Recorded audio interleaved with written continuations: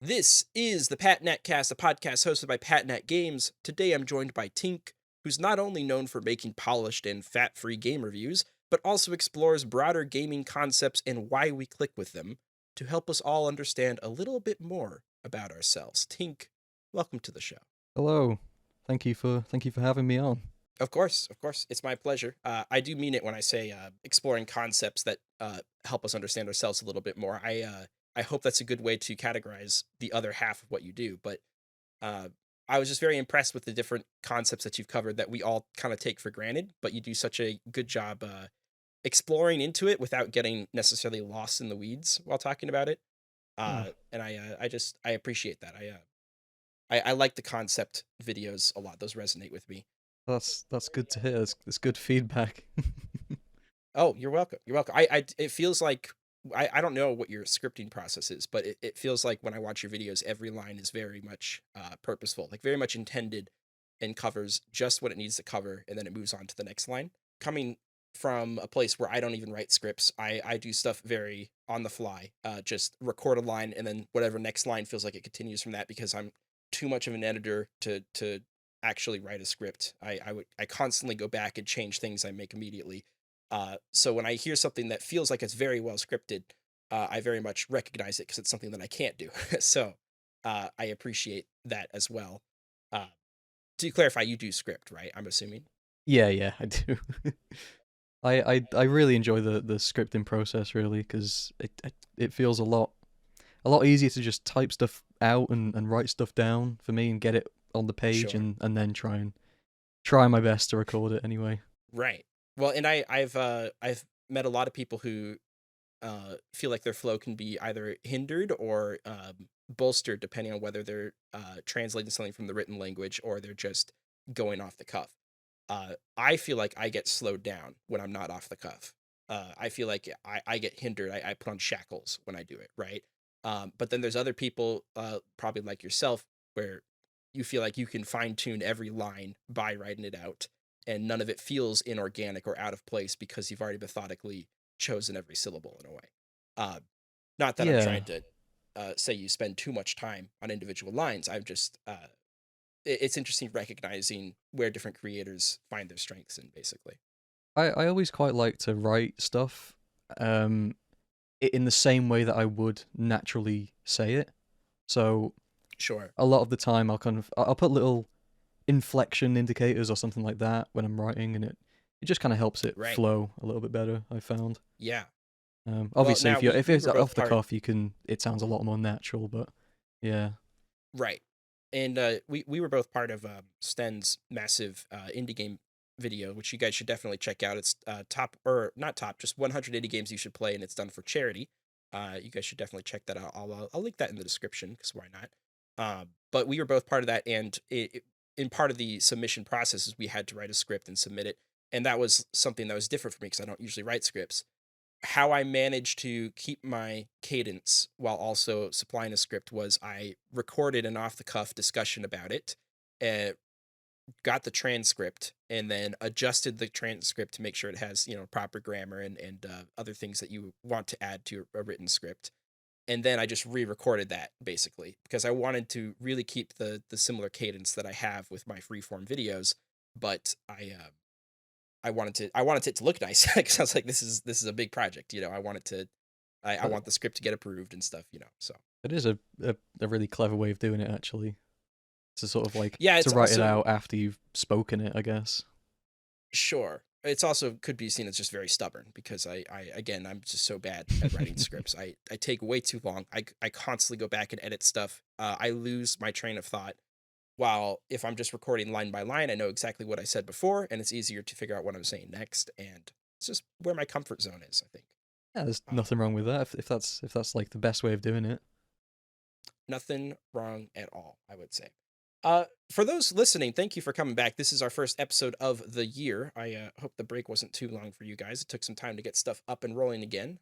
But I'm excited to be talking to our guest Tink here, and I also have prepared a nice little icebreaker question for you. Are you ready for that? Yep. Yeah, this is the famous icebreaker. In fact, you could trademark it. No one's ever used the term icebreaker before. Uh, so this is something I noticed when I'm watching a lot of your videos is that you're very good at pulling relevant footage from so many different games, especially your concept videos, right? Um, Flashing things where I feel like that beam of Leonardo DiCaprio like pointing at the screen, like, look, there's that game. I know that game. And it's always a perfect reference to what it is you're saying at that given moment, and I think that's really rad. Uh, and it also just shows that you play a heck of a lot of games, and I think that's also rad. I've got a fun little exercise here. Nothing original, but a little game of this or that. I want to list off some of the games that I've spotted throughout watching your channel, and I want Okay. you to briefly say which game you either think is like better or you prefer, however you want to interpret it. Yeah. And like a small statement as to why. You don't have to go super in depth. Just a quick little compare and contrast exercise, if you will. Okay. That Uh, sounds good. are you ready? I'm ready. We're starting off real strong, real strong. Kid Icarus for the Nintendo Entertainment System or Repo. It's got to be Repo. I've had so Okay. much fun with that game recently, and as much as I enjoyed playing Kid Icarus, I was also very mad playing Kid Icarus because that game is Yep. not easy. No, um, it is not easy. yeah, I gotta go Repo on that Yeah, one. I think it's interesting. I'm a big Metroid fan. I would always compare the two because of that, and I'm always like, man, Metroid is so much more forgiving than Kid Icarus. Um, Even though there's definitely something to be said about Kid Icarus also. Uh, Moving on though, we now have Repo as the contender. Repo versus Overwatch. Ooh, I'm gonna go Repo. I don't really enjoy Okay, Overwatch these days. I played it when it first came out in the beta, and that was sure, great. I loved the release of that game. Very sure, quickly started to enjoy it less, and these yeah, days I don't find myself having as much fun with it as I do with right. games like Repo. I'll stick with Well, Repo here's this time. here's a here's another question. Would you say the highs of playing Repo has surpassed the highs of playing Overwatch, or is it just that the lows of playing Overwatch muddle the whole experience as opposed to Repo, which seems to be pretty solid? I I find that Repo, you will always have those highs whilst you play. So any Right. session that I play, there'll always be a funny moment. Like Sure. some monster will come in and scare my friend or something, and it'll be hilarious. But with Overwatch, it's more. It doesn't feel like it has as many highs, but I think at the Yeah. time they were very comparable in how much fun I was having with them both. Sort of like Right. early Overwatch, anyway. Yeah. It over naturally with a competitive team based game, a lot of the time is spent chasing the highs as opposed to actually experiencing them. At least that's my experience with games like Overwatch and Counter Yeah, Strike and League of Legends. Um, so I can understand at looking back as an experience as a whole, something as pure as Repo, where it's not necessarily chasing anything, things are chasing you. The highs are chasing you in a way. Uh, I can understand voting Repo over. So Repo is still the standing champion. Repo or Minecraft?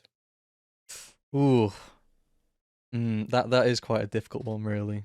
Um, Mm, I think overall I'll go with Minecraft because again, it was a game that I was playing in like Christ, I don't even know how when it was quite early right. into its days, really, before it was sort of It holds a grip. as cemented. So it's kind of been a pretty big game in my life, I would say.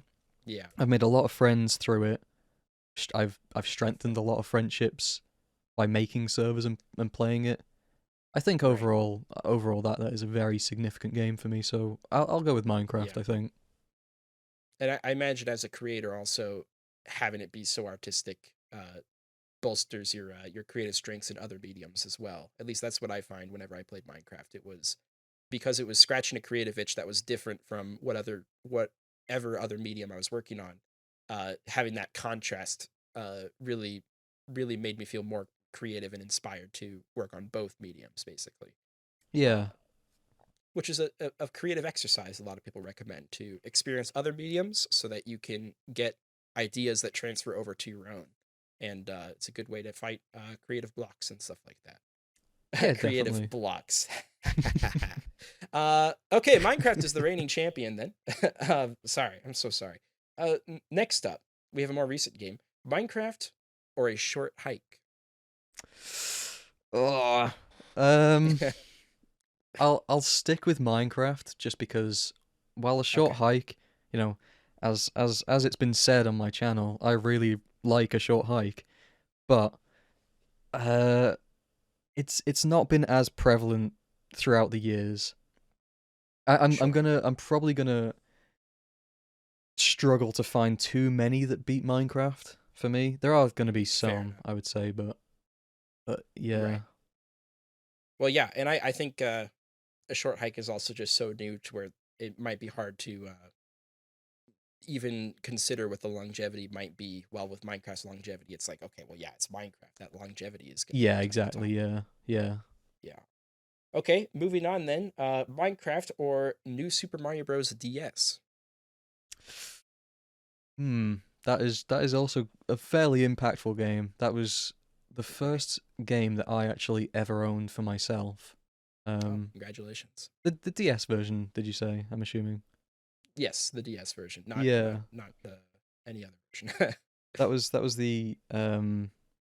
that was the first game that not the first game I played or anything, but the first game that I physically it was mine. So it Sure. really did set off this wave of loving Yeah, games. and I think it's more than okay to pick something purely based on how influential it was in your coming up too. I think that's a big part of our enjoyment of games comes from how we experience games when we were younger.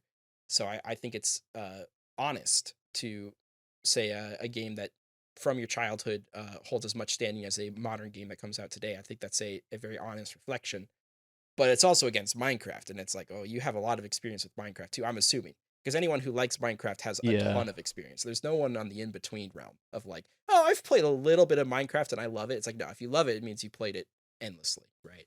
Yeah, I mean, there's so much content as well. Like Sure, sure, it's hard to not get lost. I think for the sake right. of maybe I wouldn't have picked up Minecraft if I didn't get so into Mario when I was younger. So for the sake of this, Mm, I'm gonna say Super Mario Bros. DS, just for the okay, bit of a curveball.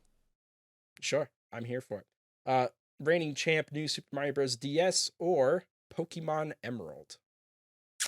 Oh, I'll have to go with Mario again because Okay, I have such a weird history with Emerald where I kept buying what are essentially like bootleg versions of it because it's like sure, it's so difficult to find, or at least it right, was at the time.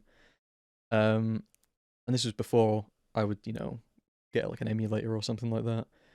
right, So right, I would get 7 hours into the game, and then the next time I boot the game, the file would be corrupted. So right. and I did this As so bootleg many copies do. times. Yeah, Right. I was so upset because I really liked that game as well. I Yeah, really yeah, enjoyed yeah. it, but it's yeah. But I'll have to go with Mario again for that. Right. Okay. As a side note, I had a friend growing up who got like this DS cartridge with like 20 bootleg games on it basically. He didn't even Oh know what a yeah, bootleg was. He's just like, "Oh, cool, 20 Nintendo games in one." And one of them was New Super Mario Bros. DS, and not New Super Mario Bros. Sorry, Super Mario 64 DS, and he really wanted to play that game, but every time he got to the first star on Big Bomb Battlefield, when he would throw the boss, for the last time, it would crash yeah. every single time, and he couldn't get past the first star. And I thought that was very funny because I'm an awful person. But yeah, okay, so we'll stick with New Super Mario Bros. DS. Uh, Moving on, the next. Oh, this one I feel like could be tough. New Super Mario Bros. DS or Portal 2. Oh, I love Portal 2. I do love Portal We 2. all love Portal 2. It's such a good game. Right. Um, It is. It's fantastic. um, I'm gonna stick with Mario again. Um, Okay. but that's not to say that Portal 2 isn't up there as one of my favorite games as well. So we'll write this down. Tink hates Portal 2. I hate Portal I 2. I think the hate world it. knows now. Yeah. No, what's the name called? Wesley? Weasley? Who's the Wheatley. freaking Wheatley? Sorry, my it's been a hot minute since I played Portal 2. Uh, but we now know about how much you don't appreciate his inclusion in the game. Okay, moving on then. We got not Pokemon, sorry, New Super Mario Bros. DS or Super Mario Bros. Wonder. Now this is kind of the old guard versus new guard. I like the comparison between the two games because they both feel like they were doing the same kind of thing where I believe New Super Mario Bros. DS was that was like we'd had a drought of 2D Mario games for a while. Yeah, That it came and was. brought They both new concepts. right. They both brought new breath of life Yeah. into their respective series for sure. And I think if you were to take nostalgia out, I Uh would huh. say that Wonder is a better game. Um, I would have Okay. more fun playing that than I would New Super Mario Bros. But Gotcha. I don't know how fair it is comparing them games. They're like what, like 20 years apart or something Oh like that. sure. Um, And I have a huge fascination with making unfair comparables with games. Like a big part of what I do on my main channel is just comparing things that nobody would compare.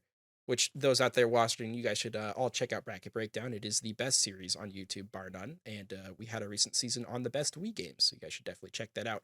Uh, but plugs aside, is the is the modern experience that's more fun today going to outweigh the insurmountable amount of fun you had growing up? I I guess that's the don't question. I don't think it could. I don't think it could. You'll never Hmm. be however old I was at the time again, like 6 or something. I don't know. Right. Um, So do you think you're gonna stick with DS then? I will stick with DS for now. Okay. All right. New Super Mario Bros. DS reigning champion versus Celeste. I think Celeste is a better game. Celeste is Ah, one of the there we go. best. Celeste is one of the best platformers in the Right. world, in my opinion. And I don't Yeah. think that this nostalgia I have for Mario can compare with how good that game is. Really, Sure. it's Yeah. it's I it's the such a good reason I game. put Celeste way at the end is because like anyone who likes Celeste loves Celeste. So I Yeah, was like, that would be a fun one around the end. And wow, as soon as New Super Mario Bros. DS looked unstoppable, Celeste came in and stopped it. That's pretty funny. it's Uh, it's it's such a good game. Like the story is amazing. The platforming right, is amazing. I love the definitely. whole look of it as well. I Yeah, just there's not really anything bad I can say about that game. So I think yeah. it's The got to win. music too, man. The music that plays, it's it Yeah, it gives such a good emotion that ties in with the emotion you get from the narrative as well. Like everything is very connected in that game for one specific experience. exactly. Um, And I Lena will Raine say, is a genius with anything music. oh sure, I sure. love I anything I that they um make. I I didn't I think Celeste came into my life at the wrong time to the point where I didn't get to feel the mass appreciation that everybody else was. It felt like something that had that hit me like a couple years earlier when I really needed that kind of game to hit me, then I'd be all over it and be, Yeah, totally treasured. But even with that aside, I still recognize it as a fantastic title. And just the expert level design too. I was always blown away by how clever the levels were and how snappy the platforming felt. And I think that's definitely carried on to more games that have come out since then. So nothing but praise for Celeste, that's for sure. absolutely. And that's the whole list. So the last one to end it off ended up being your reigning champion. I guess your closest runner up would be Super Mario Bros. DS, and before that, Minecraft. Both games that you now canonically hate, which is unfortunate. Uh, I but do. there's my silly little game. Thank you for playing. I like watching people struggle to choose between their children. It's quite fascinating for me and not troubling whatsoever. But I'm quite happy with Celeste winning. That is Yeah, completely fine by me. I think fair enough. that is it's one of my favorite games of all time, definitely. Yeah, you definitely have to root for the indie game that could change the world, and Celeste is one of those games for sure. That it's Yeah. like, oh, that changed the industry, and it's an indie game, and that's great. We love it. Um, But yeah, that's the games I had listed. My next question is, Tink, what have you been playing? What's been in your hands? What's been on your screens? What's been on your mind? What kind of games has been in the world of Tink lately? Um, the main game at the moment is Megabonk. I'm sure you've heard of it. Yep. Um, Definitely. it's it's it's kind of this. If I were to describe it, it's like Vampire Survivors and Risk of Rain 2 had a Uh-huh. love child, and Right. this is the game. Um, Yeah, it's so addicting. I've been playing it non-stop for it a couple of is. months. Um, Yeah. if I want a single player game, that is the game I'm going to at the moment. I love my kind of Right. my bullet heaven roguelites at the moment. That's sort of my Right. jam. Well, and Other I heard. Oh, please continue. well, I was just gonna say, other than that, it's mainly just been sort of bit of Repo, bit of Peak, going back to Left 4 Dead 2, just sort of those co-op Classic. friend games mainly. Right. Yeah. Well, and you made a pretty extensive video on co-op stuff in general, so it makes sense why those would be in your recent repertoire. Yeah, Um, yeah, I to for Megabonk, I heard it described recently as the perfect game to essentially play while you turn your brain off because a lot of roguelike games you can't really turn your brain off. You know, I was playing Hades 2 recently, and that's a game where you really need to methodically choose your loadout and think about every decision you're making while you're fighting enemies. To where if you're trying to multitask and watch like shows or something while you do that, it's kind of difficult because it's so demanding of your time and attention. Megabonk, you know, there's like three inputs. You move, you jump, and sometimes you slide or ride your skateboard, you know. It's so physically simplistic to where you can really turn your brain off while you play. And I think there's definitely a need for that kind of gaming as well. yeah, Yeah, definitely. and I've got a good appreciation for Megabonk. I loved Vampire Survivors, so I was like, oh, 3D Vampire Survivors, I'm in. Um, I think I'm past the addiction phase now. But it's still lingering on the installed library in Steam where I'm like, okay, maybe I'll play that again, you know. I'm It's a so good time. close to getting the last two achievements, and then I think I'll be somewhere done with it. I think. Okay, here's what I want to ask you because you just brought up achievements. Hmm. Um, I so in Vampire Survivors, Yeah. every run that I play, I'm like unlocking new advancements, new items, new characters, new achievements. It feels like I'm always progressing. Is it normal in Megabonk to just hit a wall for several runs and then hit another wall after that for several runs because it's just that brutal of a game? Is that an experience unique to me, or were you finding yourself halted in progress often? Is this with like achievements, or is this just with runs in general? Like you don't get good Just runs. with everything. I unlocking items, unlocking stages, unlocking tiers. Like I just found myself hitting a wall constantly. And I don't know if that's just because I suck at games, which has been noted and verified that I do. But I just felt like in Vampire, it was like constant progression every round, unlocking new things, bringing more to my arsenal. While with Megabonk, I will go several runs without unlocking anything, and I just didn't know if that's like the normal or if I just suck. I do find this kind of thing with these types of games where the first half of your kind of game time with them, you're just unlocking things like Uh-huh. crazy. But there is a wall to be hit where then Sure. you have to start doing very specific things or finding certain items that maybe you need to actually just look Right. at the achievements to see what you're even meant to do. Um, it's Yeah, like that it's with true. Megabonk at the moment. I first played it. I think I got like 30 achievements in like the first few hours, and I thought, oh wow, okay, this is going to be over Okay. pretty fast. But now I'm Right. 100 hours in, and I'm really struggling to get like the last two achievements I need. So I think there is a wall that gets hit, and it does slow down. But Okay. I don't think it's a particularly bad thing. I quite like to get a lot of Oh, sure. money's worth out of my I games. Yeah, I definitely wasn't trying to propose it as a bad thing. I think what you're telling me is that both things are true. There are walls, but I also suck and hit the walls a lot earlier than other people, which I'm used to. That's fair. I couldn't play Hades 2 anymore because I couldn't beat the second boss. So, you know, I'm just hard games are not necessarily my forte. Uh, but I think it's great that you're playing it. I think Megabox is awesome. I think I'd put it in my top 10 games of the year for sure. Yeah. Uh, and of course, all those others you mentioned also solid. I've never played Peak yet, but other people have brought it up on this show how much they've enjoyed it. So it's a matter of time before I get into it. I need the other guys to jump in with me, you know. But It's a lot of in fun. due time, for sure. Yeah. Um, as for games I've been playing recently, I guess I'll propose that question to myself because I'm narcissistic. Uh, no, What I games have you usually been talk about playing? at least. Oh, thank you, thank you. Now I feel much more comfortable talking about it.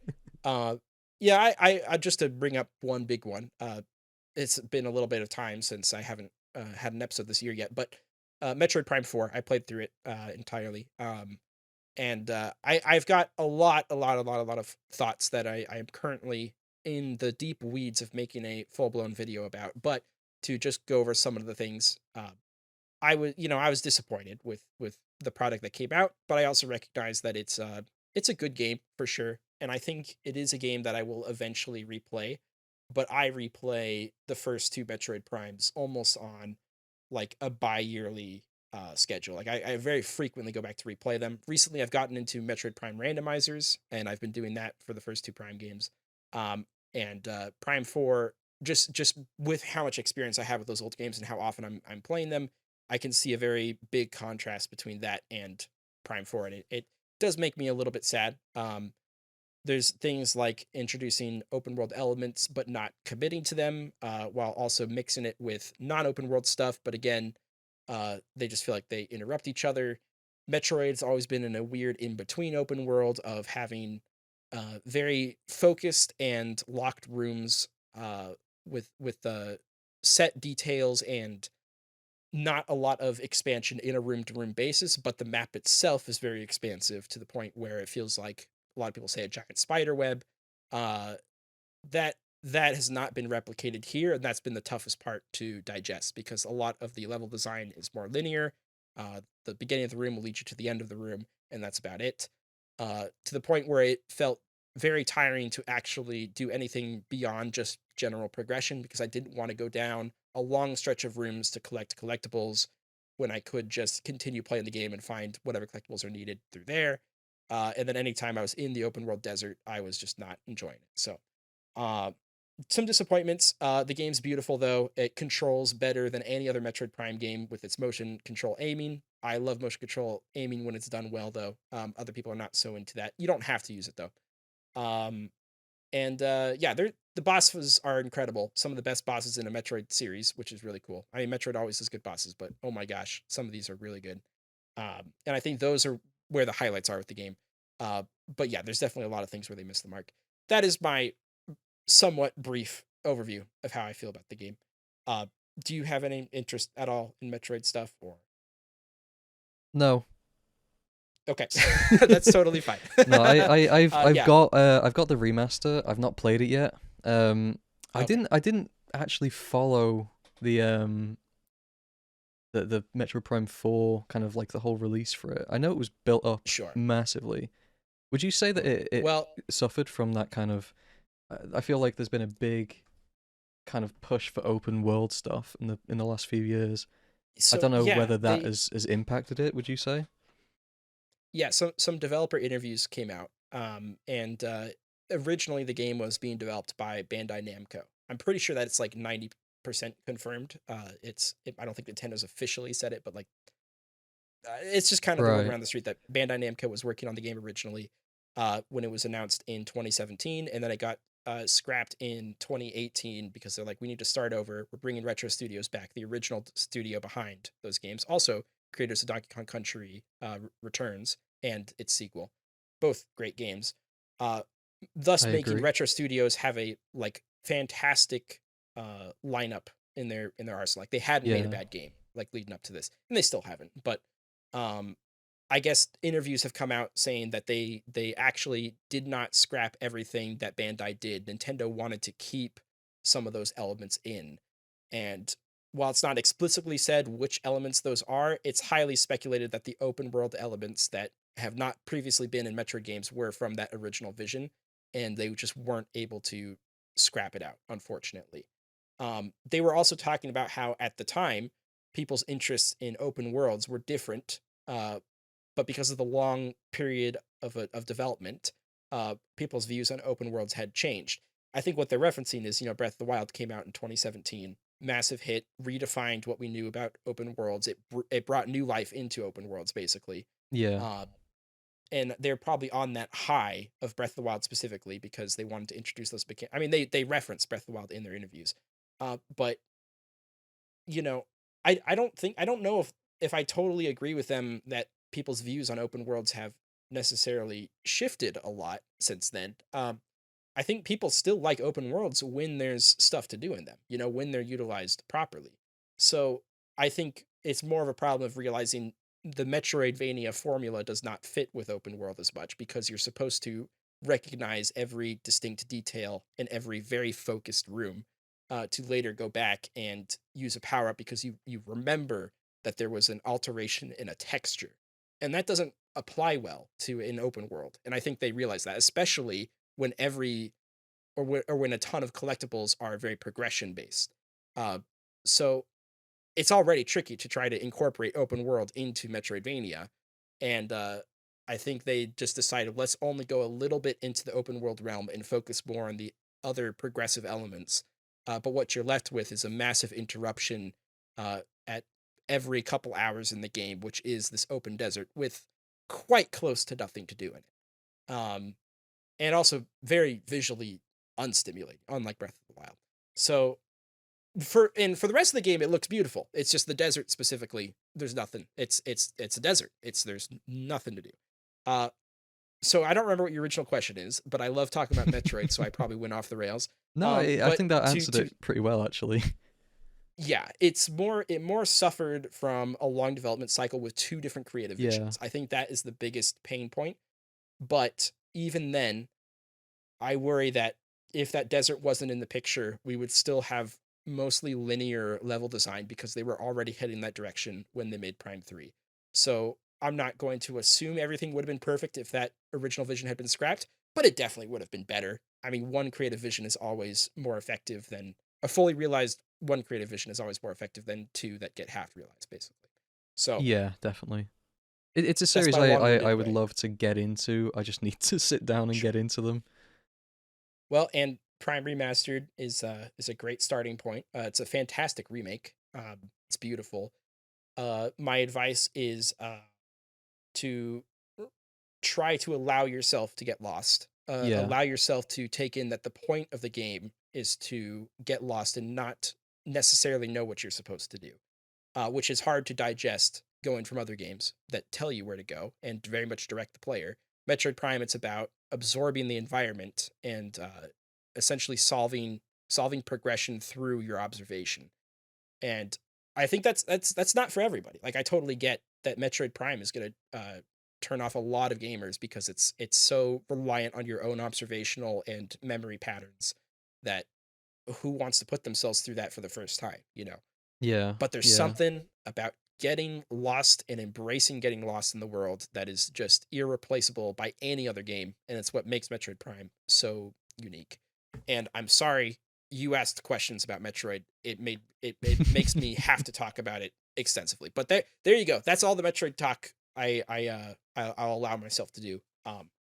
Metroid Prime 4, good, should have been great, but you know, what are you gonna do? Okay. Any other games you wanted to talk about before we get into the headlines, or um, I'd say one more. Easy Delivery okay? Co. That game is fantastic. I'm I've I'm heard really a trying little bit to about that. I'm really trying to record a script for it, but um, Okay, it's can you explain a finding little bit finding the about it? Because time. I've I've heard people bring it up like once or twice, but I still know very little about it. So it's the style that it gets compared to a lot is kind of that PlayStation 2 sort of polygon style. Um, Right. I think the game is weirdly made to be played in a certain aspect ratio on like a like almost like it's meant to be on like a CRT or something like that. Right. It's got a very nostalgic feel to it. You are essentially just a delivery driver taking stuff from one place to another.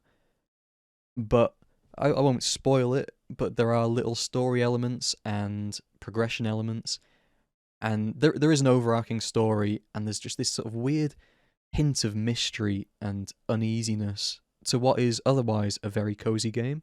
So it's a weird juxtaposition, but I think it does it really well. Oh, interesting. Yeah, It I'm it is looking at the definitely a, the a footage game of to it. play. Yeah, I think gosh, just one of the most beautiful thing about indie games is being able to recreate those styles that modern games won't go back to, you know. This looks Yeah, almost even like PS1 reminiscent too. Like it's just with how sharp those pixels are. yeah, The yeah, visual style alone is enough to make me play something like this, you know. That's just that's awesome. Plus driving trucks on hazardous conditions, big fan of that. I played a lot of RV there yet recently. Um Even in games like Grand Theft Auto or Red Dead Redemption 2, I just love driving big rigs in areas where there shouldn't be big rigs. Or horse carriages in Red Dead. Uh this totally looks up my alley. I'm gonna actually add this to my wish list because this looks awesome. it is fantastic. It was one of my favorite games of last year that I played, definitely sort of late It's last great. year anyway. Yeah, that's Yeah, that's all I've good been show. playing anyway, mainly recently. Okay. Well, there you go. Now you guys got another easy wish list ad to put on your guys' list. And I said easy because it's easy delivery too. All Ah, right, I think with that we can move on to the headlines for today. Nothing super big, but just a couple of things that happened recently. The first one I want to go over is recently, this is an article headline from Nintendo Life. Nintendo, Sony, and Xbox update safer gaming principles. Now, I guess back in 2020, the three big companies got together to set up a standard for safer gaming across all big companies, and I didn't even know this was a thing. But apparently, back in 2020, this has happened. All three of them signed it, which is kind of cool. I think it's cool that something like that exists. Major companies getting together to work for the better of the gaming industry. I think that's awesome. They recently added some more information to it. Um, there's a lot of stuff to read. I'm not going to go over everything they added. Some of the things that just seemed interesting to me, though, was one line specifically talking about how it says, "We provide controls that let players customize their gaming experience. We support parents with the tools and information necessary to help them customize appropriate gaming experiences for their children." Uh, that line particularly sparked my interest because, coming, this is a Nintendo show. Obviously, I most of my experience with the Nintendo games, Nintendo is not necessarily known for its customizable controls. In fact, they seem almost adverse to it in a lot of situations. So seeing them add this to their signed principle of shared values, um, I think is a good thing because I do think Nintendo's been a little bit too stingy with the way they want people to play their games.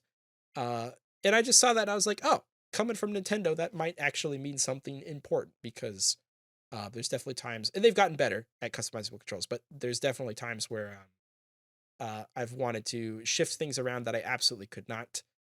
Did you have anything you wanted to add to this new update? I think accessibility and anything like that is always a good thing.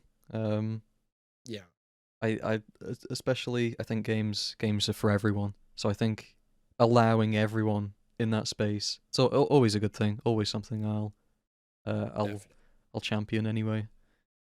Yeah, and I'm remembering back to the Xbox Call of Duty days on like 360, uh, and all of the the people hoppy.coms and perhaps creating not the safest environment for kids specifically. I was I am all terrified. I was for terrified of yeah, of yeah. it. That's completely fair. I'm all for trying to increase safety standards for children specifically. And I think they've decently gotten better at that, but there's definitely some areas where they could definitely improve. Yeah. Uh, yeah, I think it's cool. I just think the idea is cool that three big companies got together for this. Obviously, well, yeah, sorry, two big companies and Xbox. Yeah, it's pretty neat. It's pretty neat. Um, the next headline I wanted to go over is that Lego actually has official Pokemon sets now for the first time ever. Uh, OGs might know that back in the day, actually maybe even still more current, I don't know. Mega Blocks, they were the competitors for Lego in a way. Light competitors. They obviously weren't as big as Lego, but they would often sign the contracts with Pokemon to set up Pokemon sets. So when I heard that Lego official is doing stuff with Pokemon, I was like, is this a sign of a recession? I don't know, because growing up there was never any kind of Pokemon or Nintendo representation usually within Lego. Of course, they've had other Lego Nintendo stuff. Lego Zelda sets have been coming out here and there. But Pokemon specifically, it's pretty cool. The sets they have are a giant Pikachu, obviously, that comes with a Pokeball. They also have a giant Blastoise, Charizard, and Venusaur set, which looks freaking rad. Not that I build a ton of Legos. I love Legos though. I love when I do build them. And this is something where I'm like, that would be pretty cool to just have, because it looks ferocious and awesome, and takes up so much space to where I don't know where I'd put it, but it looks cool. Uh, and then they also have a Pokemon Eevee set, which is just a giant Eevee because that's another popular Pokemon. So all first gen, and they have a couple of like challenges hooked up where you can try to win some stuff by taking pictures of your sets in their natural environments and posing them and stuff like that. You guys can look at those details if you're actually interested. But uh, yeah, it's just kind of neat. Official Lego sets from Pokemon. You have any Lego love or Pokemon love that you're glad to see get transferred into the Lego form? I think it's pretty cool. I think the price is definitely the main thing that's going to stop Yeah. me from looking into them. I've got them up now. I, Yep. I remember seeing them when they came out. Oh, I'm not a please share. massive fan of the Pikachu. I I don't know why, but there's something about like the way his face looks with Lego that doesn't feel as Well, right as looking at Eevee. Eevee looks like how I would expect Eevee to look. Um, I think what's weird about the Pikachu one is it doesn't actually feel super Lego to me. It yeah, feels a little bit more like plastic toy. yeah. Sometimes you want to see the studs, you know? Part of the enjoyment of Lego is seeing the progress that you've built. But they seem to hide a lot of it in this plastic shell, uh, to the point where it just kind of feels like more of a toy than just It Legos. Because everyone does knows Lego's not a defeat toy. the purpose of Lego a little bit. 'Cause I don't know. Yeah. You said Mega Blocks. Is that the? I know the name suggests it's going to be big, but are they the tiny little Lego No. things? They're about the same size as Lego, I think. They just Right. they just barely avoid patent laws or something. They Yeah, it's literally knockoff Lego, but Because I do have a little. I'm a big fan of Pokemon Heart Gold. That was like my main okay, one that I loved. sure. Um, so Cyndaquil, I have a lot of love for. I have a little sort of like vaguely Lego looking Cyndaquil, and I think that Okay, looks so that really very well cool. could be Mega Blocks. I, Yeah, I, I think the way that they did it with that, it's almost like a 3D pixel art kind of look, and I think that yeah, looks right. awesome, the way they've done that. Yeah. Um, that being Well, said, though, and to the be the fair, Charizard Venusaur Blastoise looks right. awesome That's as what I was well. gonna say. Like, looking at the head on of even the Venusaur, while it also has a similar like smooth plasticky feel, Yeah, it's also there's so many of the texture and the cracks and crevices that make it look like it's pieces put together for sure. And that stuff I'm more into. When you can see that it's pieces put together, I'm more of a fan of that. yeah. And then of course, yeah, the Charizard looks awesome. There's Charizard nothing looks nothing wrong with that amazing. Charizard. Yeah. If it wasn't Pokemon Crystal was my six Pokemon, hundred by the way. pounds, So then I might yes, consider it. yeah, yeah. Lego has already been pricey, and then prices only go up. And yeah, 600 is a definitely tall asking price. I wonder how much. I wonder how much profit comes from adults who buy Lego sets versus the kids who buy it, because I know that they make money on both for sure. I would just be very curious to see how close the adult spending actually is to the kid spending, because adult Legos are just off the charts popular right now. I And honestly think that it's a massive portion are adults. yeah, yeah, Because I there's a think lot of so. people saying as well. like buy these, keep them boxed, and in 10 years you'll have made profit on it if you resell it. Because the demand Gosh, for things like this, it tends to always be quite high, right? especially for sort of what I don't know what they call it, like vaulted Lego sets or anything like that. But Lego Yeah, and Pokemon themselves are both these massive collectors things. So right. I can imagine these in like 20 years time going for thousands. Yeah.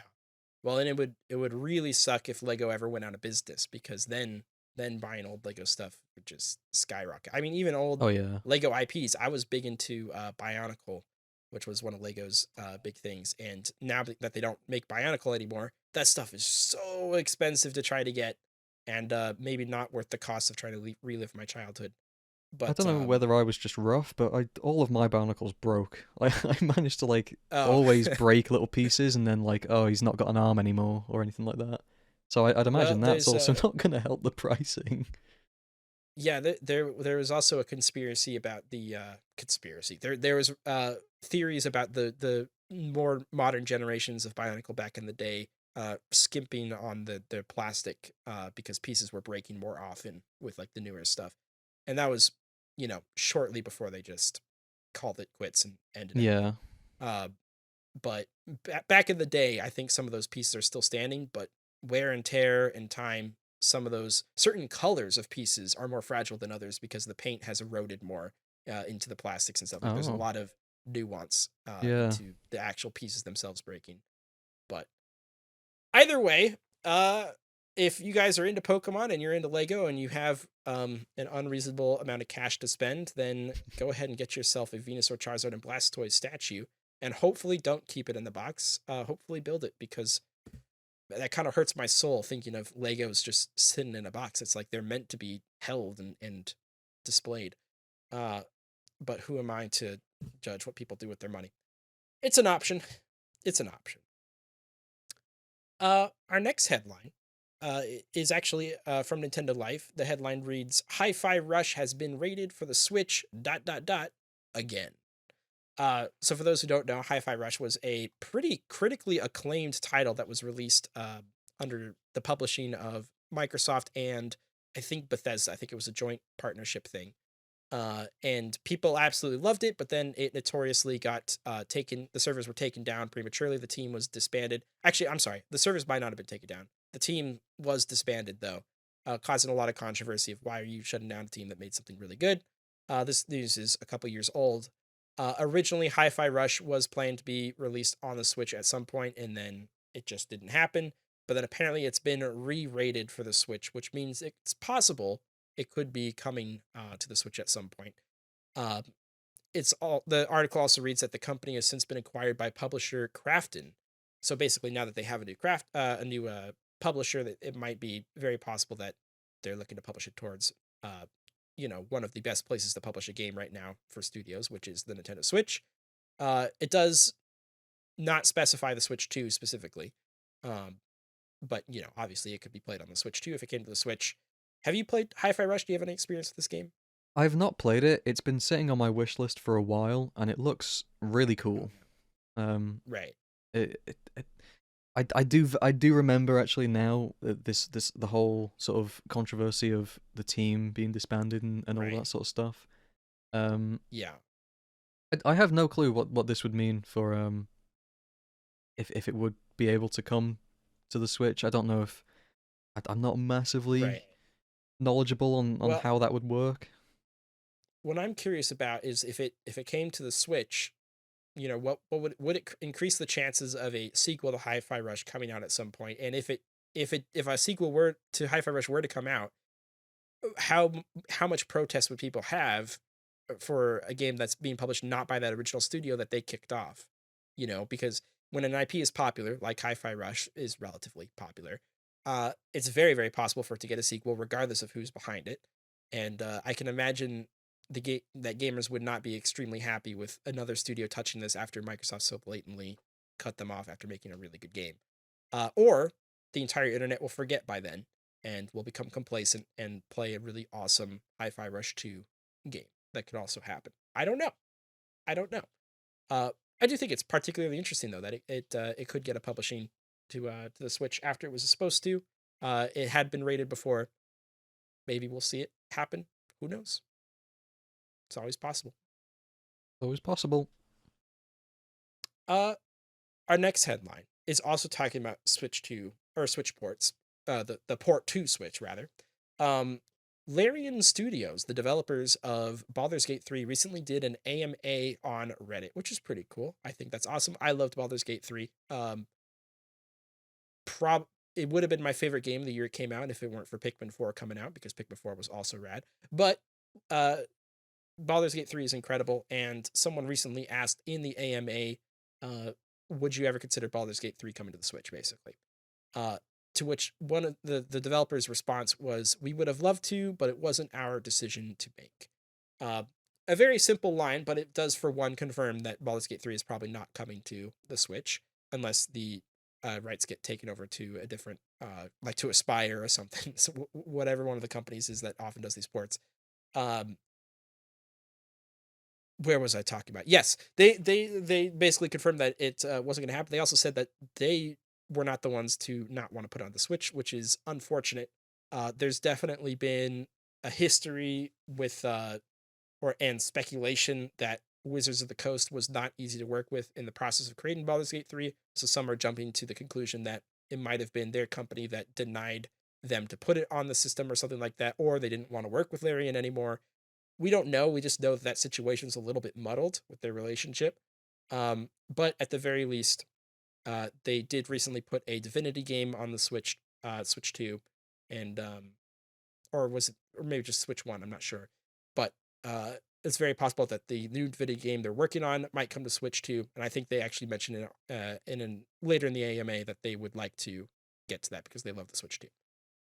Only other thing I was going to mention, Switch 2 is mouse support. It would be kind of cool to have a console version of Baldur's Gate 3 that uses the mouse, because that game in particular could benefit from using a mouse, basically.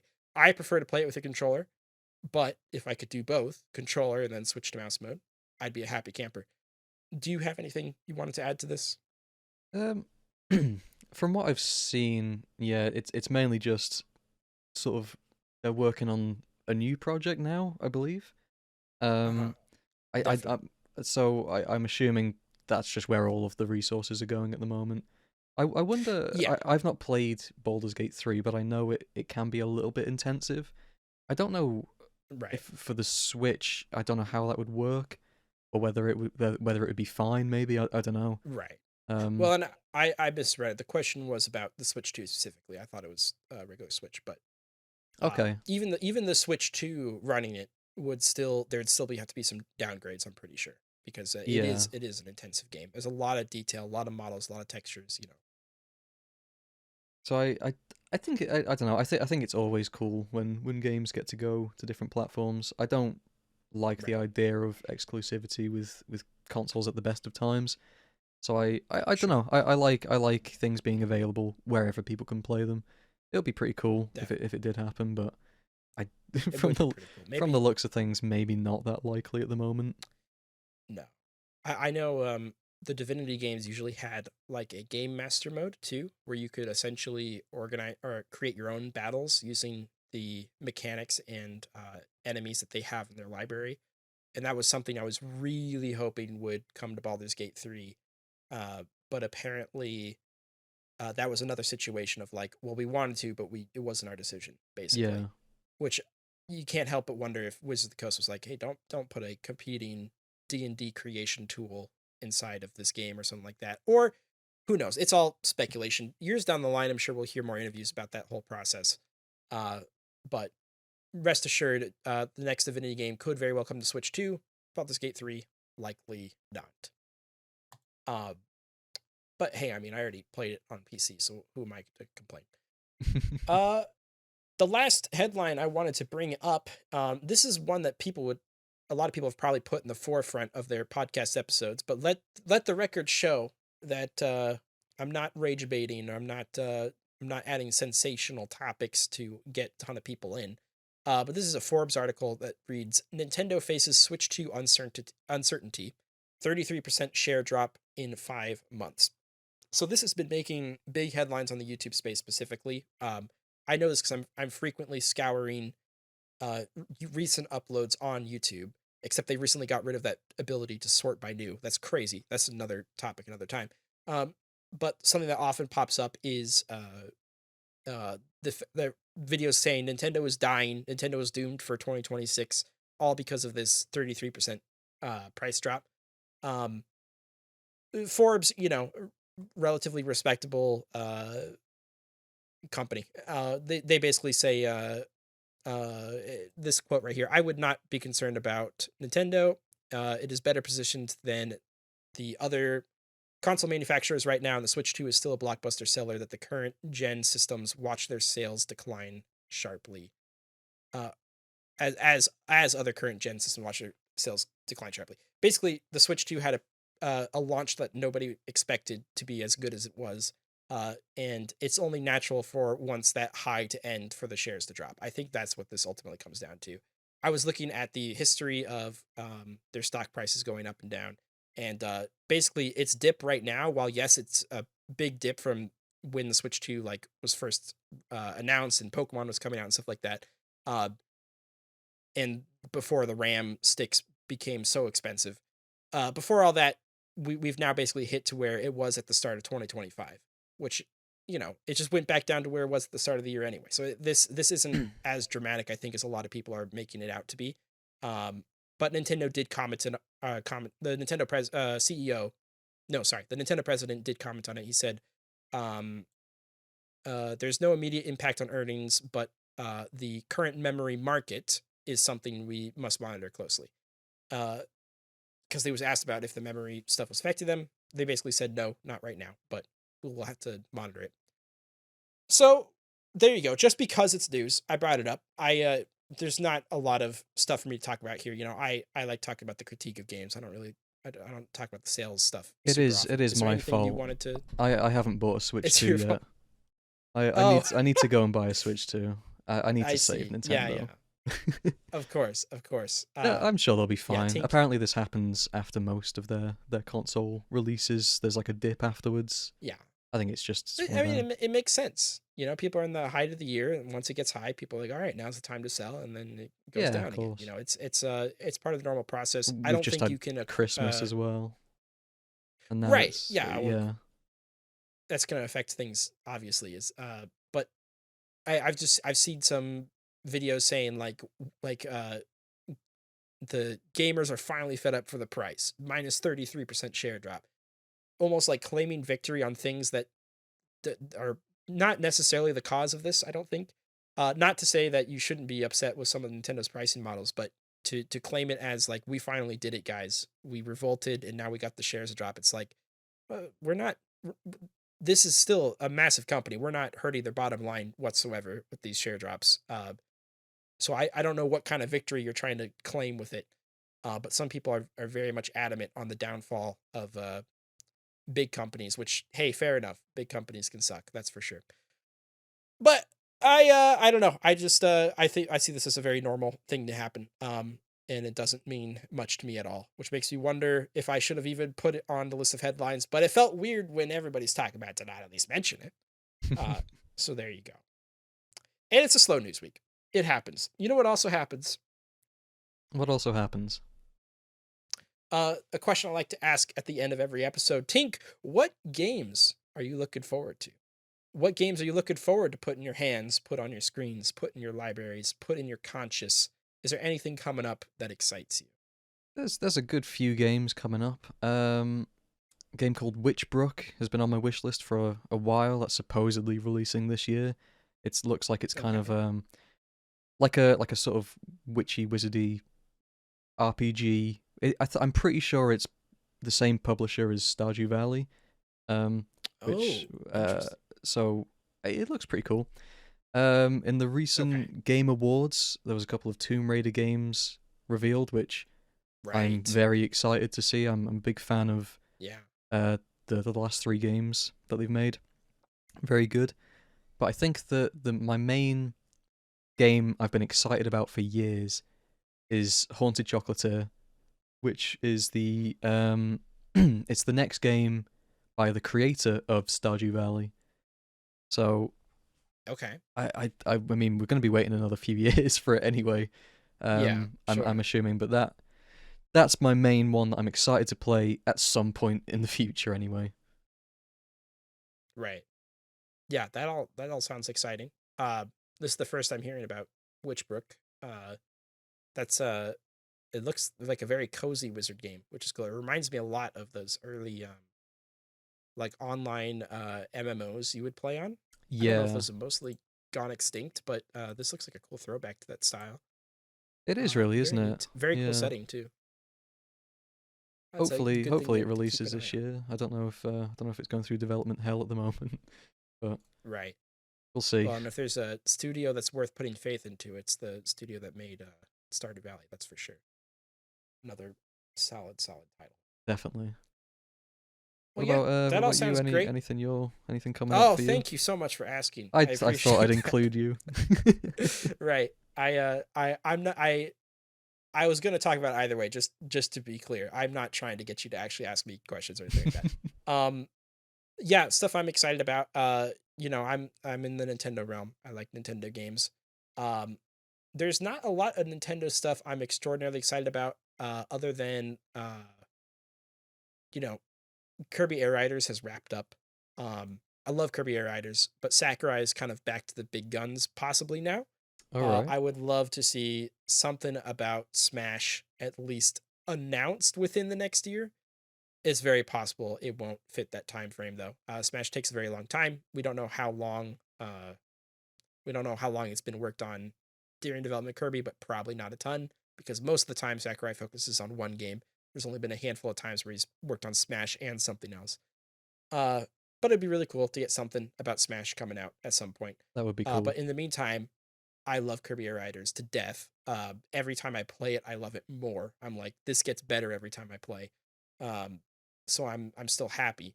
But I'd love to see Smash return, obviously. Absolutely. Uh, and that's I think that's gonna do it. I think we've done it. Don't you think we've done it? I think we've done a podcast. I think we've done a podcast.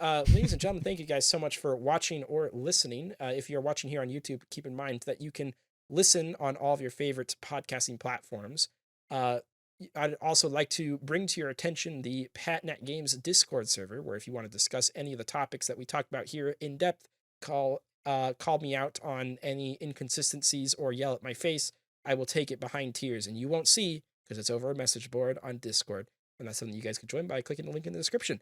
Tink, thank you so much for joining me today. Where can people find you? Where can they find out about you? Where should I redirect people to? You can usually find me in the pub, but online on Okay. YouTube at T1NK. Um, should come up for that. Blue Yes, of Sky course. I'll also link in the T1NK description. dot bluesky.social. Trying to be more active on that because Twitter or X or whatever you want to call it, I'm also on there at Tink underscore YouTube. Unfortunately. There you go. Yeah, every time someone brings up that they also have Twitter, it's always followed with like a unfortunately or begrudgingly or like sadly. Very rarely are people like, I'm also on Twitter, follow me. It's Yes. always like, yeah, I'm on Twitter. And yeah. But that's great. You guys can check him out on all of the socials there. You can also subscribe on YouTube, of course, because Tink makes high quality content. That is for sure. Couldn't recommend it more. Thank you again for joining me, Tink, and thank you guys for listening. And I'll see you guys all in the next episode of the Pat Nat Cast. Take care, so long, and have a good day.